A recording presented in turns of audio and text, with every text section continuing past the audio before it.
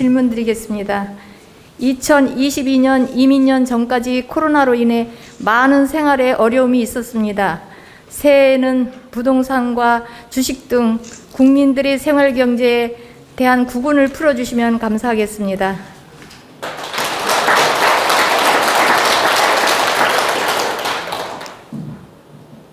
좀 전에도 간단하게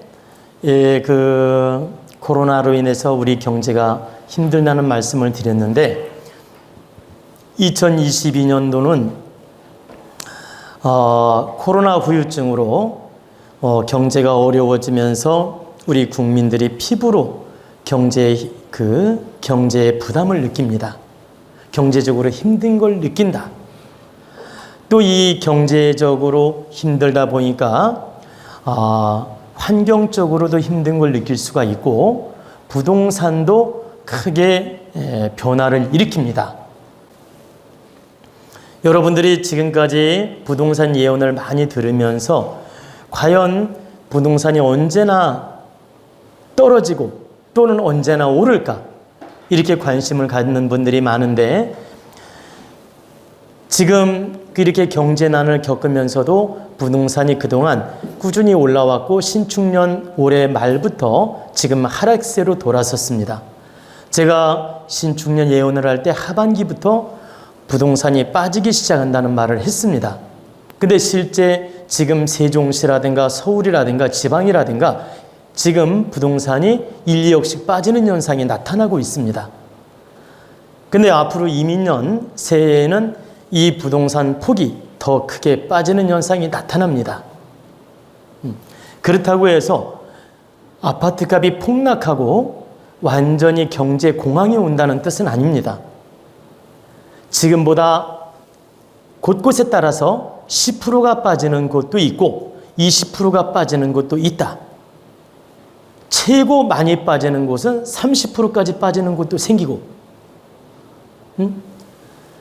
그래서 지역별로 또 어떤 도시별로 10%, 20%, 30%까지 빠지는 현상이 나타날 수가 있다는 뜻입니다.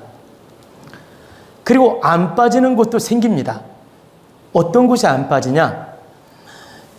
대단지 신흥도시, 대단지 개발도시, 대단지 신흥도시는 안 빠지고 유지를 할 수가 있습니다.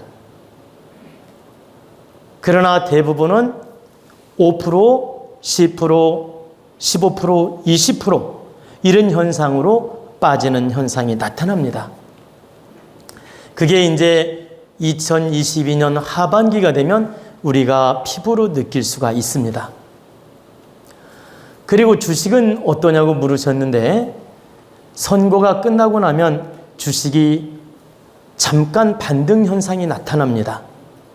선거가 끝나고 나면 주식이 다시 제자리를 찾는 것처럼 보이고 반등 현상이 나타난다. 그리고 반등하다가 또 하반기에는 또 침체를 맞이합니다. 그래서 여러분들이 주식시장이 선거 끝나고 좀 좋아지면 그때 여러분들이 알아서 팔 사람 팔고 정리할 사람 정리하고 알아서 투자를 하십시오. 그러면 계속 상승세로 가면 좋겠는데 하반기에 다시 또 추락하는 현상이 나타나며 또 주식이 참 어려워지는 현상이 나타난다. 여러분 느끼셨지만 제가 2021년도 주식시장도 안 좋아진다고 했는데 지금 실제 안 좋지 않습니까? 계속 보세요. 이렇게 가는 척하다 뚝 떨어지고 가는 척하다 뚝 떨어지고 가는 척하다 뚝 떨어지고 이래가지고 지금 주식 경제가 말이 아닙니다. 그래서 2022년도는 선거 끝나고 다시 정비 작업을 하면서 반등 현상이 일시적으로 오니까 여러분들이 그 기회를 잘 잡아서 운용을 하라는 뜻입니다. 잘 잡아서 운영하는 분은 피해를 줄일 수가 있고 욕심 때문에 그 기회를 놓친다면 역시 지금처럼 힘든 걸 느낀다는 뜻입니다. 그 기회를 잡고 못 잡고는 여러분 능력이다. 그리고 이제 2022년도 무역 수지는 그래도 긍정적으로 나타납니다. 무슨 말씀이냐면 무역은 활발하게 이루어지고 무역은 이렇게 사방팔방으로 나름대로 무역은 활성화가 되며 이루어진다. 그래서 2022년도 이렇게 무역, 유통, 또 이렇게 그 해상무역 등등의 이런 무역업 쪽은 나름대로 발전을 합니다. 그리고 긍정적으로 나타나고, 그래서 한편으로 경제는 어려워도 이 무역 수지는 나름대로 긍정적으로 흘러간다. 그리고 이제 2022년도에 새로운 아이템, 새로운 소위 AI 시대에 걸맞는 새로운 아이템들이 또 많이 만들어져서 나옵니다.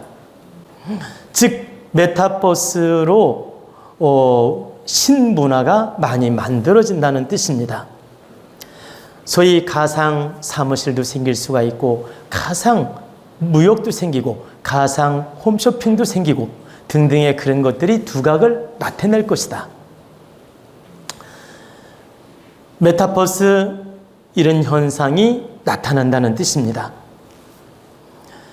그래서 우리는 현 시대에 맞게 정말 발빠른 노력을 해야지 구태의연한 방식으로 과거에 묶여 있으면 안 됩니다. 좀 더 현 시대에 맞는 깨어있는 정신으로 노력을 해야 된다. 그래야 뒤처지지 않고 발맞춰 나갈 수가 있지, 옛날 사고의식에 묶여 있어가지고 침체된 마음을 갖게 되면 많이 뒤떨어지는 현상이 나타난다는 뜻입니다. 그러면 우리 국민들 수준이 다 뒤떨어지느냐? 그렇지는 않습니다. 제가 말씀드리는 건 70%는 이대로 흘러가고 30%가 새로운 도약의 길로 간다는 뜻입니다. 그래서 우리 전반적인 경제는 대세의 흐름은 발전하기 위해서 몸부림치고 발전하기 위해서 노력을 하고 발전하기 위한 진통을 겪는다. 그러나 과거 후유증으로 2022년도는 경제적으로 어려움도 있고 부동산도 어려움이 있고 등등의 여러 가지 어려움을 겪으면서 변화를 일으킨다. 또한 여당이 정권을 잡든 야당이 잡든 부동산 부양책을 쓰게 됩니다.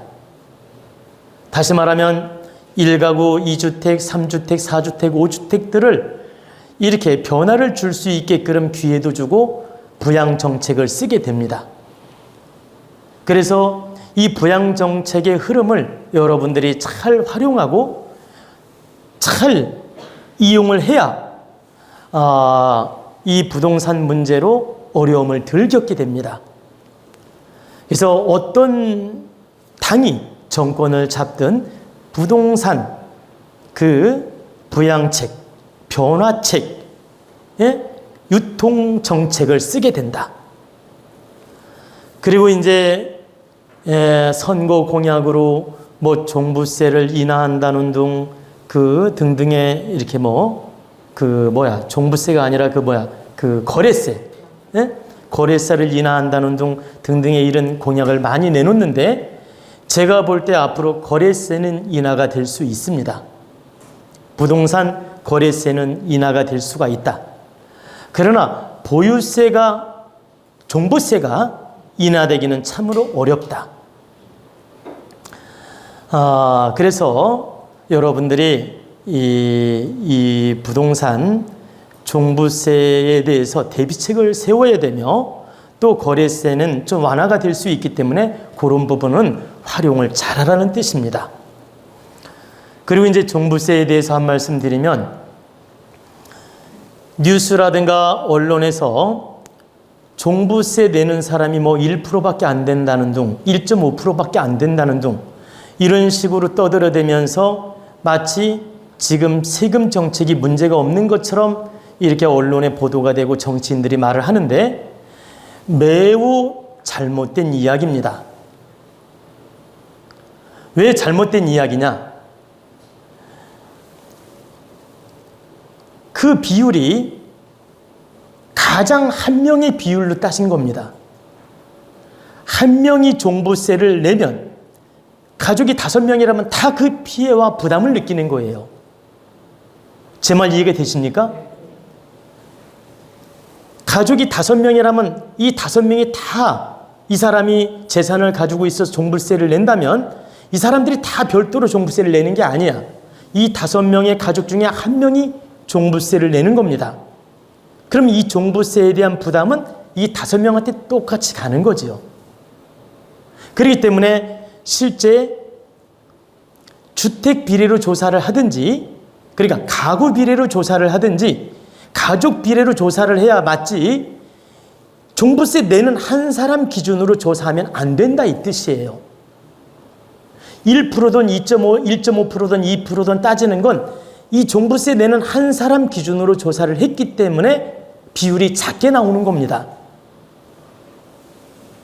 실제는 우리 국민 전체 그 종부세에 대한 부담이라든가 어려움을 겪는 것이 최소 30%는 됩니다. 가족별로 따진다면,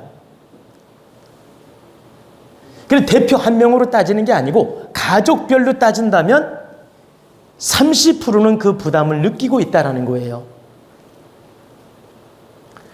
세금으로 막 덤탱이를 씌워놓고 1%밖에 안 되니, 1.5%밖에 안 되니 뭐 이런 식으로 하면서 이렇게 종부세를 그냥 턱없이 올리고 이렇게 국민들에게 부담을 주고 말도 안 되는 정책으로 부동산 공시지가만 올려가지고 덤탱이를 씌우고 있는 것입니다.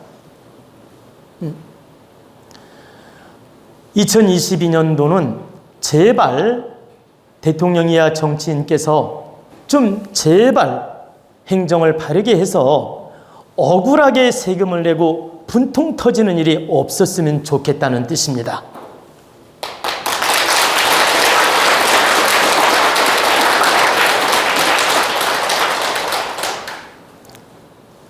어떻게 세제 정책을 쓰는지 제가 하나하나 말씀을 드릴 수 있지만, 말씀을 드린다 해서 위정자들이 그걸 따르는 것도 아니기 때문에 제가 구체적으로 말씀드리는 건 생략을 하겠습니다. 그러나 현재 조세 정책은 많이 잘못됐다, 많이 개정을 해야 된다고 생각을 한다는 뜻입니다.